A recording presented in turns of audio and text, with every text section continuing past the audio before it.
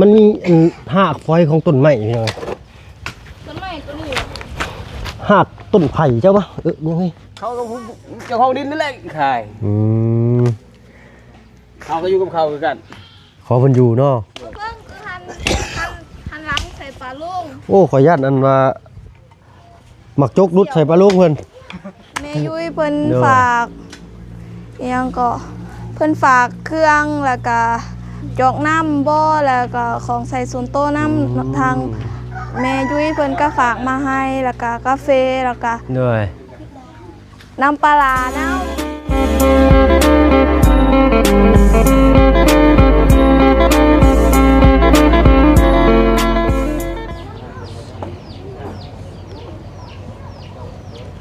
เลยเนาะเปิดคลิปเปิดภาพมา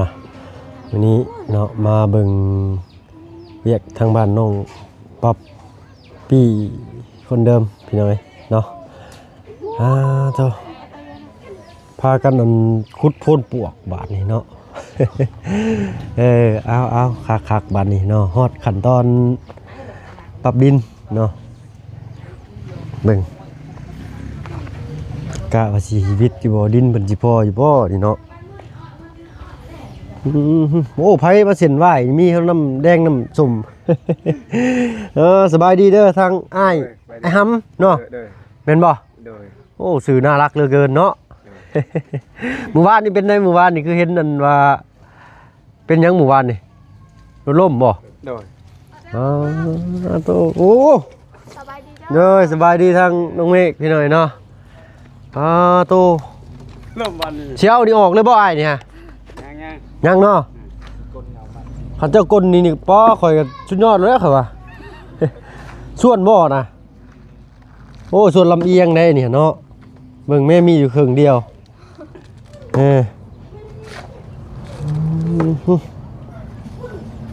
งินบ่พอเงินบ่พอส่วนแม่นโอ้ยว่าสั้นบาทนี่เนาะเบิ่งส่วนเบิ่งเงินนี้เบิ่งนึงบ่มีเด้ต้องส่วนเงินบ่พอเพิ่นเลยให้มาครึ่งเดียวบ่แม่นเพิ่นก็เลยตัดขึ้นสิติดหนี้เพิ่นไว้ก็บ่ได้เนาะเนาะกราบทักทายได้พี่น้องเด้อเนาะกราบทักทายสบายดีเนาะชีเบิดผู้สุคนใครในมื้อนี้พี่น้องเนาะฝนบ่ตกแล้วเนาะฝนบ่ตกแต่ว่ารถติดทางบ้านดงทางน้องเมฆเมื่อมื้อนี้บ่น้องเมฆโดยเนาะวันมันลงน้ำท่วมบ่ฮะน้ำท่วมมันลงบ่บ่ได้รถมันติดเด้เจ้าเฮ็ดครัวโอ้ลงมือเองบ่น้องเมฆโอ้คักแน่แท้เนาะว่าทางเพสมทบเพื่อแห้งเนาะพี่น้อยไปทางเพบ่เพิ่นกำลังตอกเสาเข็มอยู่ไอ้เบิ่งสิช่วยเพิ่นก่อนพี่น้อยเนาะเมื่อวานนี้เนาะว่าสิเข้ามาชวนดินแต่ว่าฝนมันตกยังชวนดินบ่ได้น้องป๊อปเพิ่นว่ามีอันเดียวมาให้ชวนเจ้าอันเดียวแหละโอ้ยเนาะเขาไปสิไปต้องละส่ง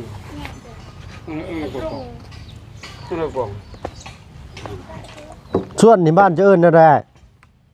ชวนแน่แม่นไรชวนเด้ชวนเด้ชวนให้เราชวนเด้ชวนชวนกันโอ้ใครเนี่ยมันดินบ่แข็งเนาะมันคือยามแรงนี่ดอนปึงห้วยบ่แม่นทองบ่น่ะเอาแม่ๆของยังบ่แม่นบ่เบิ่งทองบ่โอ้ยเอามาเบิ่งในบ่เพิ่งอยู่ไสใช่แล้วเพิ่นเคลียร์ทิ่มกินนี่แม่นบ่จักหาน่ะเสียซ้ำโอ้บ่จักอีกแล้วเจ้านี่ใช่เบิ่งอยู่น้องป๊อบเบิ่งอยู่เรื่องเฮ้ออยู่แม่นจักฮะอยู่แม่นโอ้ยเอาเพิ่งเนาะโอ้อันชั่วมือนี่บ่ได้อะไรเห็นยังก็อยากคิดเป็นเงินเป็นทองหมดเนาะโอ้ยอยู่นี่มามีทองเขาคือมัดเด่นนี่เจ้าก็สิขายบ่อ้ายมันมีทองเขาก็เจ้าของดินนั่นแหละขายเขาก็อยู่กับเขาเหมือนกันขอเพิ่นอยู่เนาะเอาคนสิมาล่ะบ่ขุดลงอีกบ่น้องป๊อปมันร่องน้ำคือไอ้ว่าดิยังบ่ ขุดเอาตัวนี้ก่อนเนาะมันจะคิดได้ปั๊บง่ายขึ้นนี่อันนี้แหละนี่เนาะบ่ที่ว่าอ้ายอยากให้ขุดบนนี้เพราะว่าถ้าขุดบนนี้นี่เฮาสิมันสิต่ำลงหน่อยนึงแล้วเฮาก็สิได้ผสมในทางนั้นสมมุติว่าเจ้าขุดพี่วิสัยจะสิได้ถมตั้งแต่พุ่นขึ้นมาฮอดพี่ได้ดิแม่นขุดหั่นแหละอ้ายเบิ่งก็เห็นโจกเลย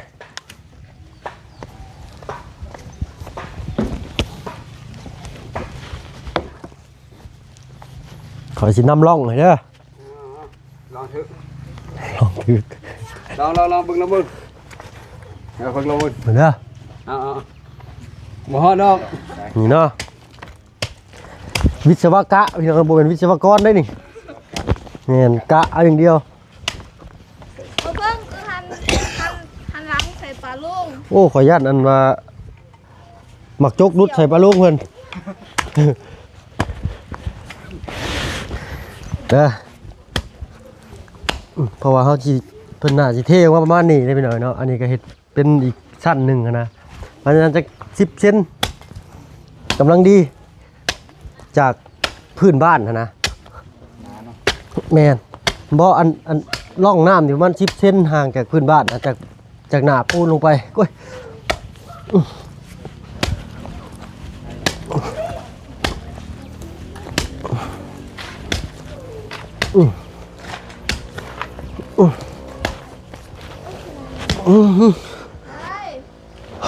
เบิดบ่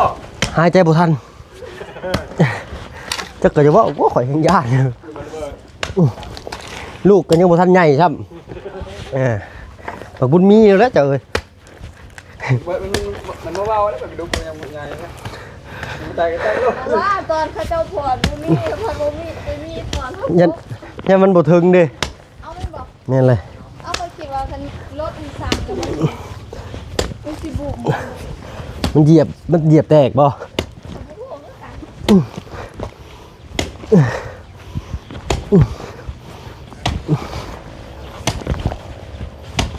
ประมาณนี้บ่แม่นเฮาสิปะไว้ประมาณนี้นะทางเฮาขุดเอาทางนี้บัดนี้ได้ป่ะข้างนี้เฮาบ่ต้องขุดมันเฮาขุดแต่ทางนี้มาเฮ้ยขาลอยเขาบ่ได้เห็นเอาดิเมื่อยเด้หอบ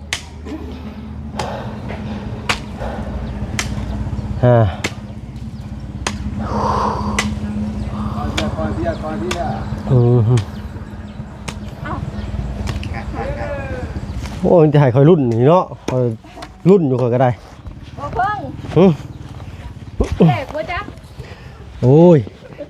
เหม็นแล้วหากไม่สิได้เลขนอกจากชีจับหัวโปรตีนก็ได้เฮ้ยโอ้มันมีหากไฟของต้นไม้พี่น้องต้นไม้ต้นนี้หากต้นไผ่เจ้าปะยังไงว่าต้นไฟมันไล่หากไฟมันเด้แม่นไม่น้อยนะ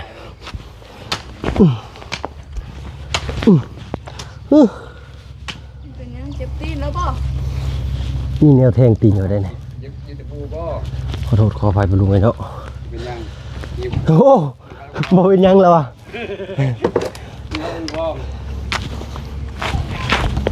ส่วนเพิ่นกับพวกเขาโอ้ยส่วนเงินบ่พอเงินพอส่วนพี่น้องเอ้ย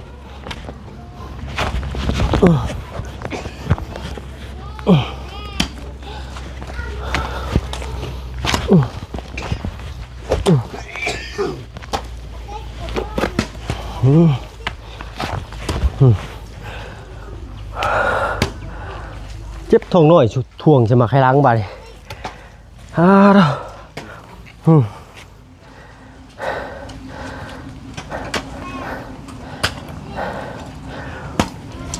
ควันออกหูบ่านี่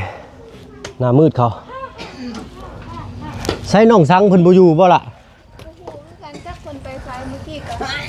เพิ่นก็ทมน้ำกันอยู่ เออน้องจะบ่นี่ โดย มาแม่กะมาปอจุไนโอ้เช็คจุไนบ่ผิดเอานี่ชื่อจังได้ฮะน้องชินจักปีเลยเจ้าฮะตะดังเลยเนาะ ฮะเมื่อยพี่น้อยเนาะหายใจบ่ทันเลยน้องสังบ่อยู่ขันน้องสังอยู่นี่โอ้ยเราบ่ให้ใกล้แล้วเนี่ยเราเลยกึ้นเลยคือปลาเกี้ยวนี่วะเห็ดกระดุนอยู่คุดบุกลาคุดน้องชินน้องสังน้องป๊อบอ้ายกกเจ้าบ่น้องป๊อบเจ้าเล่นกกเนาะเป็นบ่ เรื่อย เอ้ยหมู่เลยหรือว่ามีเอื้อยอีกใหญ่ เรื่อยกุ๊ก กกแล้วก็น้องสัง โดย น้องสังแล้วก็น้องชิน แม่น แล้วก็ผู้ใดอีกผู้หนึ่ง สี่ ฮะ สี่ สี น้องสี โดย 4 คนเนาะ บอน ฮะอ๋อน้องน้อยๆอีกคนหนึ่งน้องวอน โดย อ๋อ แล้วก็ลงพรอีก 5 คนบ่ได้ซะเนาะ คน 6 คนอ๋อลูก6ลูกดกกะลีนี่เนาะคนทางบ้านเพิ่นนี่พี่น้องเอ้ยเป็นจังได๋เทิงเฮือนทำความสะอาดเรียบร้อย แม่ พี่น้อยเนาะยังบ่ทันได้ขึ้นไปเบิ่งอยู่ได้มื้อนี้เด้ขึ้นจักเทื่อแล้วมื้อนี้ขึ้นจักเทื่อแล้ว ลายเถื่อแล้วเขาไปถามซีประตูอีกเพราะว่า โอ้ ได้ที่ปุ้นติดหลายแห้งเลย เสร็จ แล้วเขาก็เซต4 4 โมงว่า เนาะ เขามาทาให้แบบให้มันแกล้งได้หน่อยหนึง เลยเอาแล้วเนาะมีแต่เบิ่งแยงเอาคาราบ้านเพิ่นก็ฮักกะซาแล้วอ่ะฮักกะซาเอาแล้วอ่ะ เขาก็เปิดป่าจังซี่ยานปิดแล้วสีหันสีลายตัวคือตัวสีขาวนี่ เดี๋ยวเพอมันยังแห้งบ่ดีปานใดทางเพิ่นก็ได้เปิดไว้แต่พอสร้างมื้อนี้คือสิบ่ได้มาดอกพี่น้อยนะเพราะว่าเพิ่นค่าเวียกอยู่เฮือนเพิ่นเนาะเป็นงานของอันนะเพิ่นบ่ได้ไปร่วมเพิ่นพี่น้อยเนาะเพราะว่ามันก็คือเห็นนี่แหละเนาะรถก็ติดไปไสก็ยากมื้อนี้นะ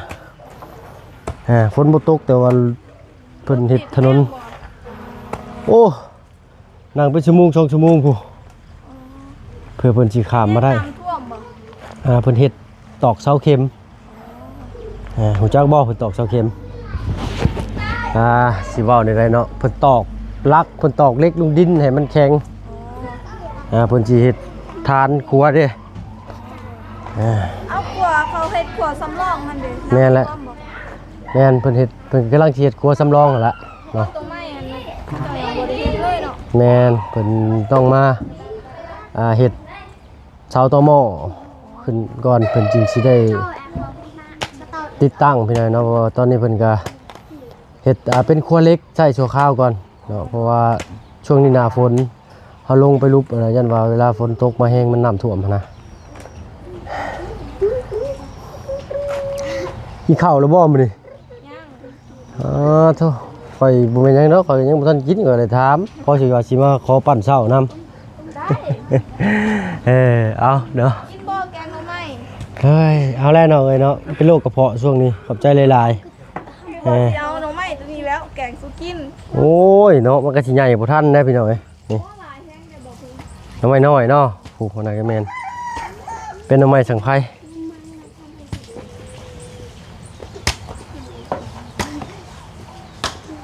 เอาปูนนี้ต้องหาแนวมาปกไว้ด้วยนี่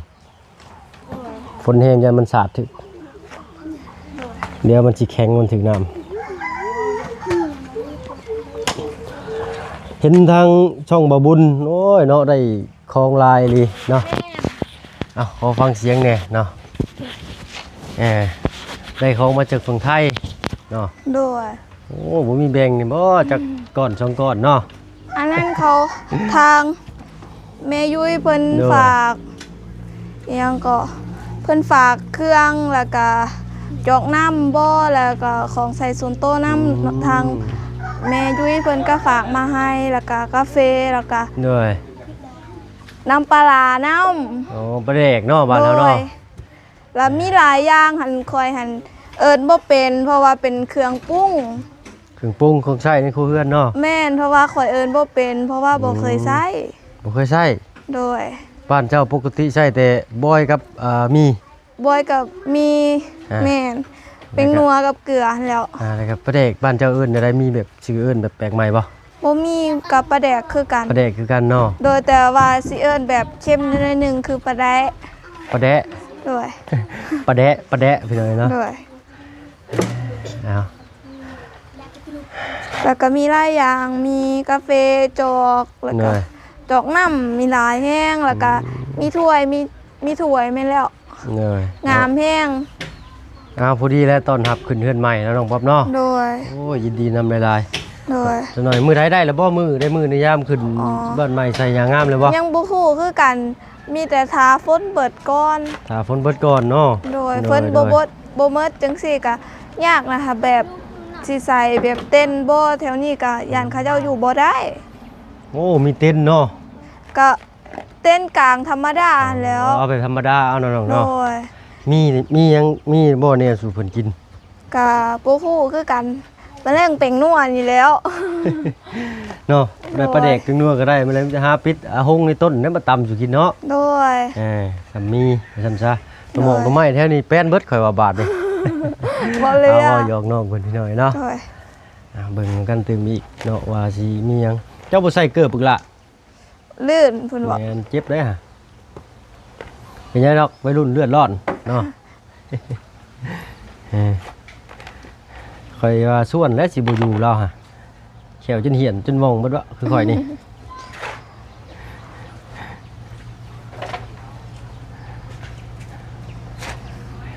เอาถ้าต้องสั่งมาซอยนี่ก็คือสิดีพี่น้อยเนาะแต่ว่า โดย แนมหาซองหายังบ่ทันเห็นอยู่เนาะ เจ้าเพิ่นไปใช้จักหน่อยเพิ่นก็มาถมมันนี่อีกเพราะว่า เหนื่อย เว้ากันว่าสิถมเบิด2อันนี่เด้ อืม ถมให้แล้วแล้วแบบมันจริงซึ่งสีบ่ยากหั่นน่ะ เหนื่อยเนาะโอ้เอาวางแบบเรียบร้อยเนาะโอ้ยฝนตกบานพี่ทางนอกเพิ่นวางแบบไว้ ก็ไอ้จอก เนาะ ลงให้กับบ่ในงวยแต่นางยำนะ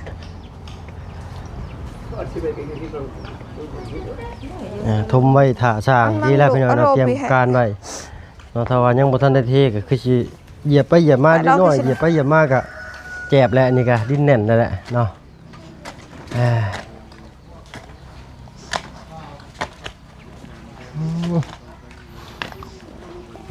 ทีแรกน่ะสิได้ทมจนฮอดพี่แล้วพี่ คิดอยู่ จึงสิช้ำกันนี่ ก็คือ เนาะบ่ได้มันสูงก็ซับออกได้เด้อเอาซ้ำสายตาเขาเห็นนั่นแหละแต่ว่ามันซ้ำกัน มันมีกับพ่อบ่ มันสิโกนกลางแล้วนี่ พ่อ พี่ฮอดพี่เขาเพราะว่าทางนี้มันสูงเด้ พ่อซูมเบิ่งลุงพ่อบ่จุนี่ แม่นสูงสุดสูงเพียงไม้นะแล้วก็เทราดขึ้นมาฮอดพี่ถ้านี่สลบบางๆก็ได้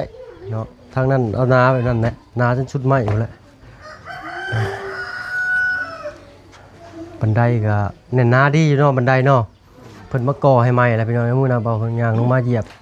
ลืมบอกเลย เหยียบ ทาง หน่อยหนึ่ง ทางจุ้ยหากะมา เอา ไป วะ กินข้าวก่อน เออ กินข้าว เพิ่นจัดการ ว่า เรียบร้อย กินข้า แล้ว ว ทางผู้สร้างชุดนี้เพิ่น โดย โอ้ล้มง่ายอยู่เนาะ เขาแม่นบอก เออ ว่าสิแกงหน่อไม้ให้กิน เอ็ดบาท แล้วเดี๋ยวสิแล้ว โดย จะน่าจับ โดย มาไหวเหมือไหวแฮงอลี 3มื้อ 3 มือแล้ว อ๋อ คิดว่าฮากะมาเมื่อวานนี้แล้วก็สิเหมือเอามื้อนี้เลยกระถานหันแห้ง มาแจกเครื่องเบิดเลยครับ โดย เห็นอยู่คลิปทางจุ้ยแจกเครื่องไปบ้านยังก็ เบิ่งอยู่บ่ แม่นเห็นผู้สาวอยู่กลางทางจุอายเอามาให้ขนมบ่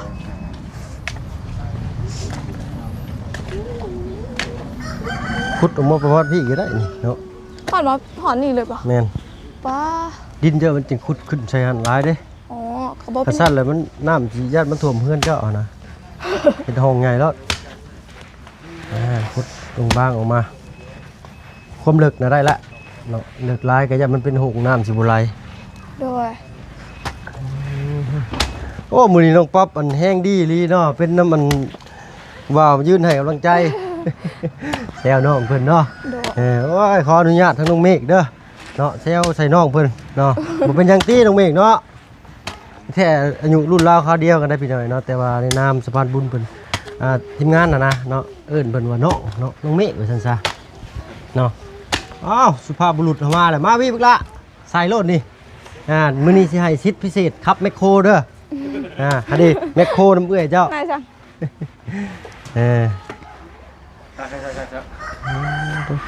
ช่วงนี้บ่ได้ไปเฮ็ดเวียกเนาะฝนตกโอ้บ่มีเวียกเนาะทางบ้านเฮาคือสิได้คอยยับค่อยว่าบักจุกแห่งร้อนอยู่ซับ แต่พี่ต้องฝนตกพี่น้องเห็นบ่ จับคน แต่ว่าน้องเพิ่นมานั้นซับนี่ เป็นไหม นักเล่นขนาด ขอขอบคุณที่ช่วยเขามาเยี่ยมมายามน้อง แล้วก็ขอให้ช่วยเดินทางปลอดภัยขอให้ใส่มาใส่ขอ เอาตามห้องน้ำเด้อน้องสังเด้อ ให้ร่ำรวยๆดับ เอาเลี้ยงไปตามห้องน้ำสิเด้อจัดการเราจะเนาะผู้ชายผู้ใหญ่มีพละกำลังกว่าหมู่อยู่เพื่อนก็มีแต่น้องสังเพิ่นนั่นก็เป็นเอื้อยก็คือน้องป๊อปต่อมาก็คือน้องชินผู้หญิงก่อนเลยเนาะน้องยังก่อนผู้หนึงนะ ลองซิน น้องชินน่ะก็น้องสีโอ้น้องชินน่ะก็น้องสีซั่นแหละน้องคุดเรียนมากไปคือไอ้คุดนี่ไปจนชุดขอบเพื่อนเจ้าพุ่นละเนาะขอญาตได้ข่อย เนาะต่อยกันใกล้แล้วแหละเนาะใกล้สิได้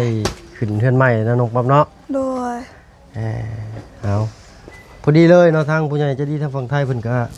มอบข้าวของเครื่องใช้ของเฮือนมาให้ปึ๊บ เอา โอ้ กล้วย อันตรายได้เรานี่ได้ข่อยบ่อยากอยู่ใกล้ลูกข่อยนี่ ค่อยๆ ข่อยยันจุกรุดใจ กล้วยจังเลยก็ เนาะ เอา ไปใช้ชื่อเอาทางคือ เนาะพอดีเลยเนาะทางผู้ใหญ่เพิ่นก็มอบข้าวของเครื่องใช้ของเฮือนมาให้ก็ แม่น ถือจังหวะขึ้นเฮือนใหม่ใส่ยางงามพอดี งามแฮง งาม จอก เนาะ แม่นจอกหันกับถ้วยหันว้างามแฮงอะลี เป็นเจ้าแก้วบ่ล่ะ แม่นเป็นแก้วแล้วมันมีการ์ตูนนำ เลยเนาะก็อยากเบิ่งอยู่พี่น้องเนาะครับรอบหน้าในก่อนรอบนี้บ่ทันได้ไปไหนเนาะเพราะว่ารถก็ติดหลายเนาะให้น้องเพิ่นว่างๆซิก่อนเนาะตอนนี้ให้น้องเพิ่นเฮ็ดเวียกขึ้นเวียกซ่านซิก่อนเนาะ โดย เอ้ากลับมาอัปเดตพี่หน่อยเนาะนี่แหละ ไปไหนเนาะ บ้านน้องป๊อปเด้อพี่น้องเอ้ยเอาทั้งเจ้าไม้ก็สิขอตัวลำลาก่อนบัดนี้เนาะ โดยก็ขอบคุณทางผู้ใหญ่จีตี้แล้วก็ทาง FC ที่เขามาหามาชมคลิปนี้เด้อแล้วก็คอยติดตามคอยเป็นกำลังใจให้น้อง แล้วก็ขอให้อ้ายไปไสมาไสเดินทางปลอดภัยขอพระเจ้าอวยพรเด้อ โอ้ยถูกพี่หน่อยเนาะไปพี่หน่อยเนาะ